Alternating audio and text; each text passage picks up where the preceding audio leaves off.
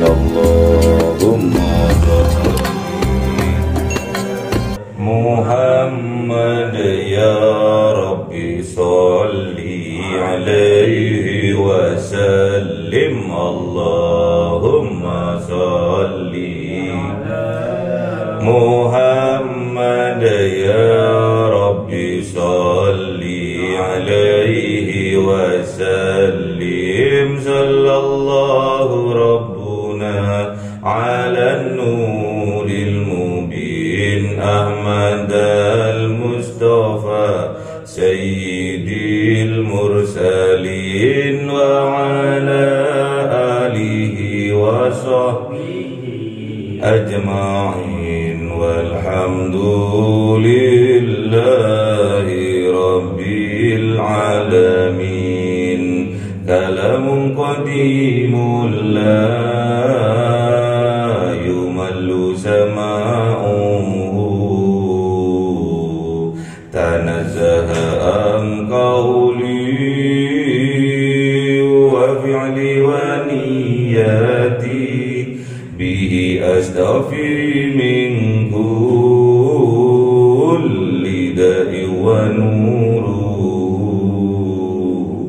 dalilul liqalbi 'inda jali wa hayrati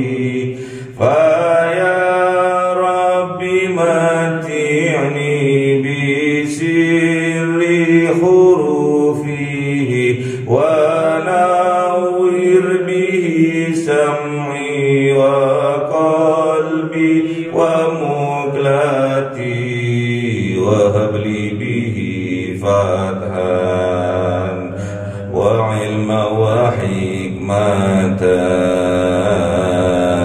وأنس به يا ربي بالقلب وساتي وصلي وسلم كل يوم وليلة على من به الرحمن يقبل توبتي وآلي وأصحابي كرام أئمتي بهم يغفر الغفار ذنبي وزلتي أعوذ بالله من الشيطان الرجيم بسم الله الرحمن الرحيم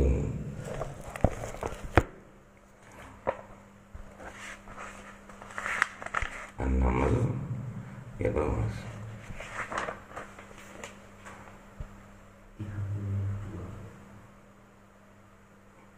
Masa nggak nyampe kok kemarinnya.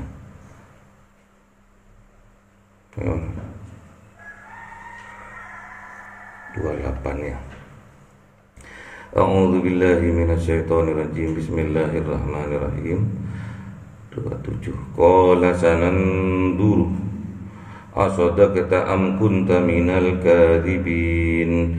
اذهب بكتابي هذا فألقه إليهم ثم تولى عنهم فانظر ماذا يرجعون قالت يا أيها الملأ إني ألقي إلي كتاب كريم إنه من سليمان وإنه بسم الله الرحمن الرحيم ألا تعلوا علي وأتوني مسلمين قالت يا أيها الملأ أفتوني في أمري ما كنت قاطعة أمرا حتى تشهدون قالوا نحن أولو قوة وأولو بأس شديد والأمر إليك فانظري ماذا تأمرين قالت إن الملوك إذا دخلوا قرية وأفسدوها وجعلوا عزة أهلها أذلة وكذلك يفعلون وإني مرسلة إليهم بهدية فناظرة بما يرجع المرسلين فلما جاء سليمان قال أتمدونني بمال فما آتاني الله خير مما آتاكم بل أنتم بهديتكم تفرحون ارجع إليهم فلنأتينهم بجنود لا قبل لهم بها ولنخرجنهم منها أذلة وهم صاغرون صدق الله العظيم. Bismillahirrahmanirrahim. Qala ya ayyuhal mala'u ayyukum ya'tini bi arsyiha qabla an ya'tuni muslimin. Qala ridun minal jinni ana atika bihi qabla an taquma min maqami wa inni alaihi laqawiyyun amin. Qala alladhi indahu ilmun minal kitabi ana atika bihi qabla ayyartadda ilayka darruhu falamma ra'ahu mustaqirran indahu qala hadha min fadli rabbi liyabluwani ashkuru am akfur wa man syakara fa innama yashkuru li nafsi wa man kafara fa inna rabbi ghaniyyun karim. Sadaqallahul azim. Bismillahirrahmanirrahim. Qala nakiru laha 'arsyaha nanzur atahtadi am takunu minal ladzina la yahtadun falamma ja'at qila hakadha 'arsyuk qalat ka'annahu huwa wa utina al-'ilma min qabliha wa kunna muslimin وصدها ما كانت تعبد من دون الله إنها كانت من قوم كافرين قيل لها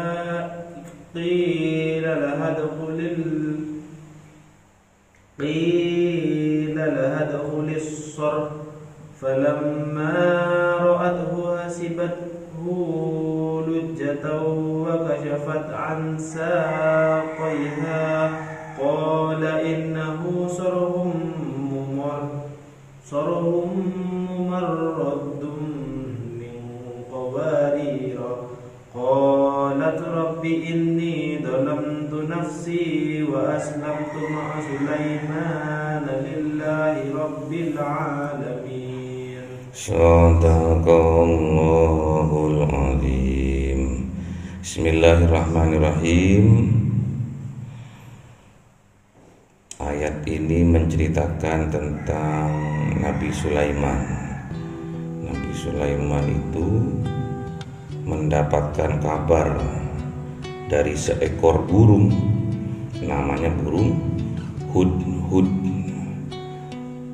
Jadi burung hudhud itu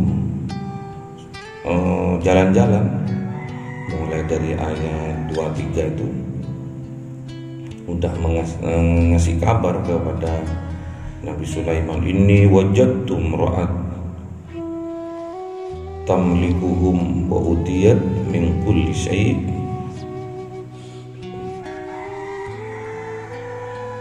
Jadi burung hudhud itu melihat ada seorang perempuan yang memerintah sebuah kaum. Perempuan itu kalau memerintah sebuah kaum berarti seorang ratu. Walaha arsun azim.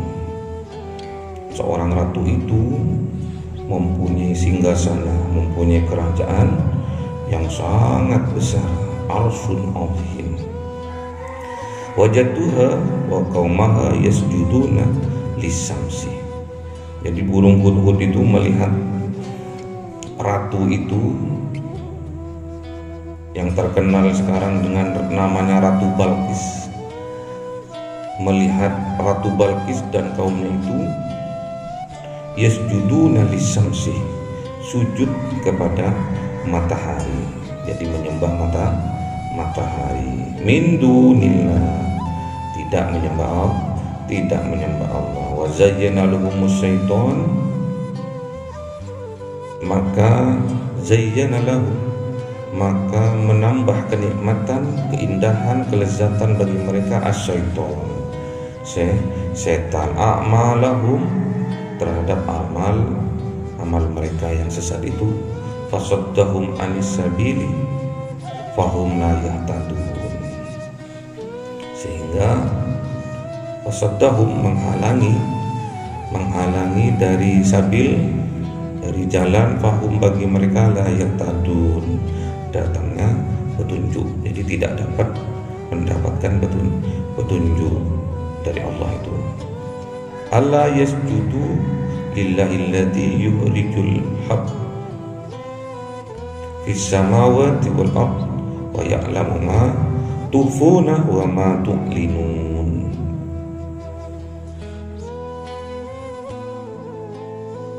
Jadi tidak menyembah Allah. Allah yasjudu lillah, tidak menyembah Allah, yang mana Allah itu telah mengeluarkan apa yang ada di langit,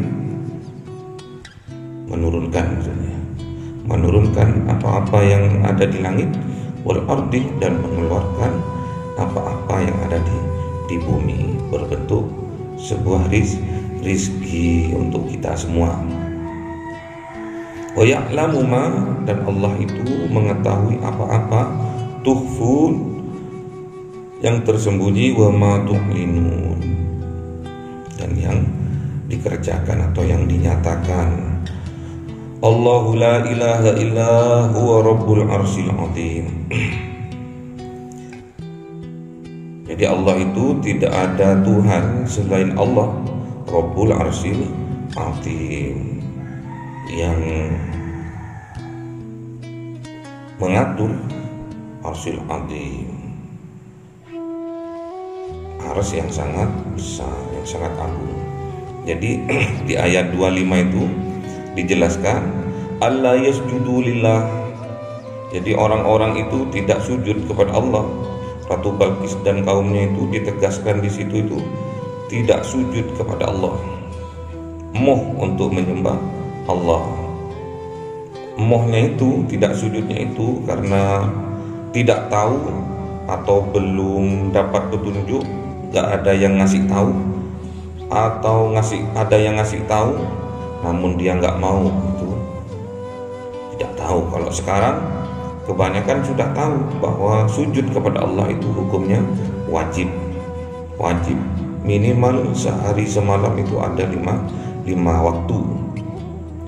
Alladzi yahrujul hab'a, Allah itu yang mengeluarkan hab, rezeki, fis samawati, yang diturunkan dari langit, wal ardi, yang dikeluarkan dari bumi. Jadi yang harus kita garis bawahi bahwa rugi kita kalau kita nggak menyembah Allah, tersesat kita kalau kita tidak menyembah Allah, sangat-sangat rugi kalau kita enggan untuk menyembah Allah, malas-malesan untuk menyembah Allah, malas, termasuk enggan, tidak semangat dalam beribadah. Betapa malunya kita kepada Allah, karena Allah lah yang memberi kita rezeki. Yang dari langit Allah turunkan, yang dari bumi Allah keluarkan. Wa ya'lamu ma tukhfuna wa ma tu'linun, dan Allah itu mengetahui apa yang kita sembunyikan dan apa yang kita tampakkan.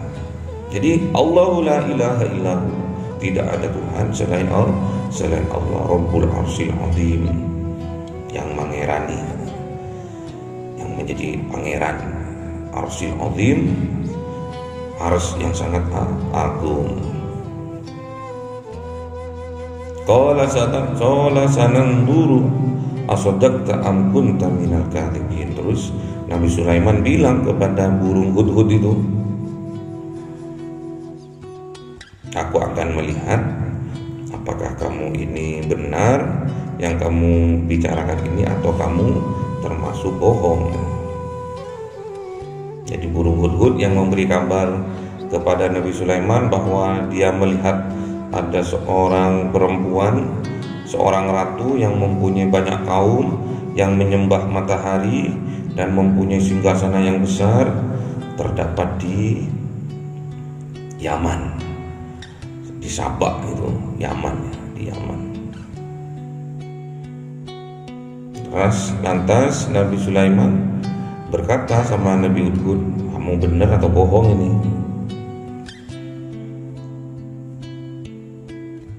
Qalat,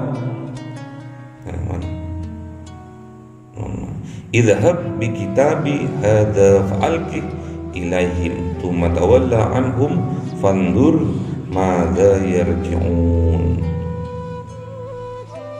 Jadi Nabi Sulaiman menyuruh burung tadi untuk membawa surat, kitab.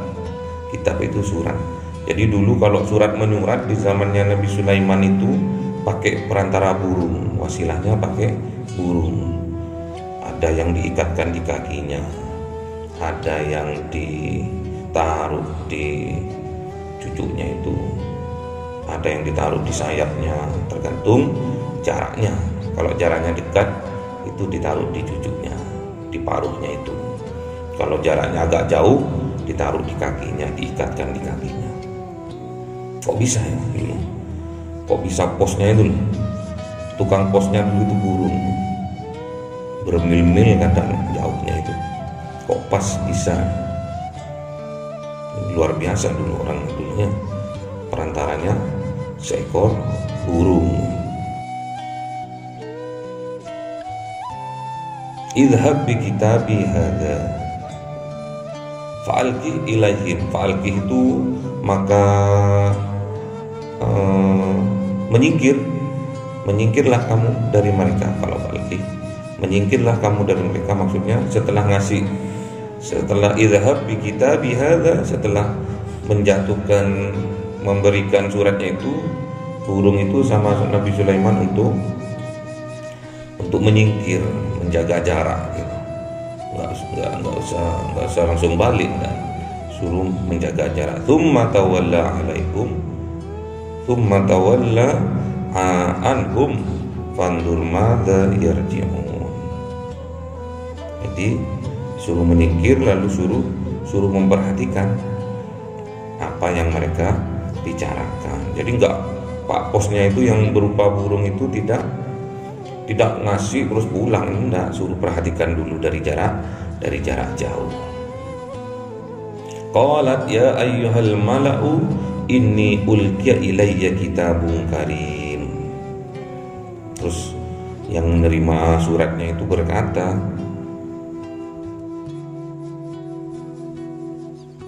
wahai para pembesar, sungguh telah sampai kepadaku sebuah surat yang mulia. Siapa yang ngomong gitu? Ratu Balqis yang ngomong seperti itu. Ini loh, ada wahai pembesar, wahai rakyatku, wahai apa namanya itu,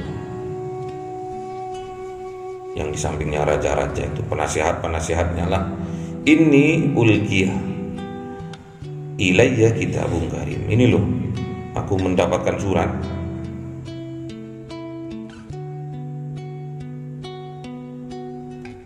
Dari siapa suratnya? Setelah dibuka, innahu min Sulaiman.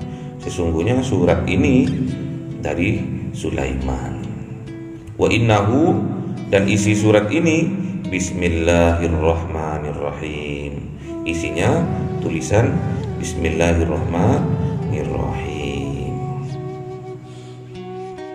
Terus di bawahnya ada peringatan, alla ta'lu alayya wa'tuni muslimin.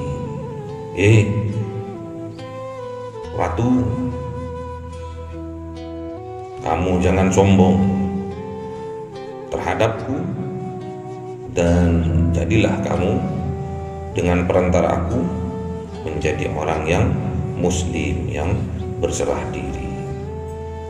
Jadi tugasnya Nabi Sulaiman berdakwah terhadap Ratu Balqis. Nabi Sulaiman itu ada di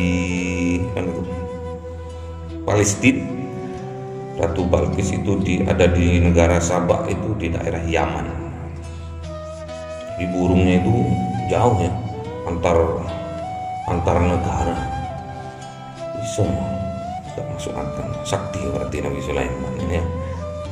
Jadi memperingatkan, suruh jangan sombong dan suruh tunduk dan patuh kepada aturannya Allah.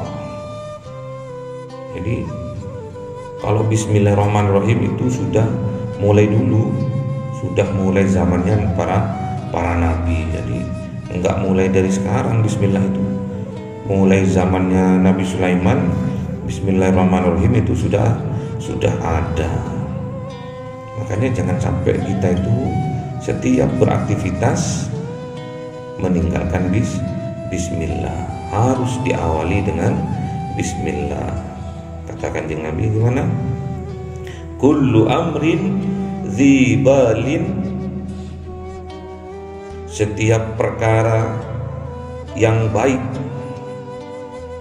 la yubda'u fihi, yang tidak diawali di dalamnya, bi bismillahirrahmanirrahim, dengan bismillahirrahmanirrahim, fahuwa abtar, maka perkara baik itu akan terputus dari apa?